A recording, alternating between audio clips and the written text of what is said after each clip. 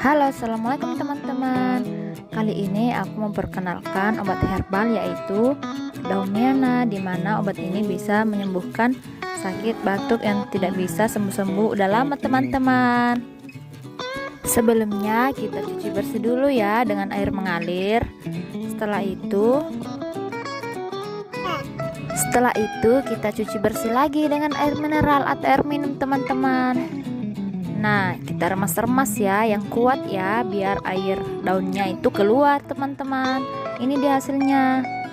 Nah, kita tambahin garam ya secukupnya aja, sedikit aja, nggak usah banyak-banyak teman-teman.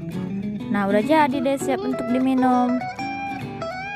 Setelah diminum jangan lupa minum air minum ya, air mineral. Saya sudah membuktikannya loh. Anak-anak saya kalau batuk saya kasih ini aja. Kasih ya, bye-bye.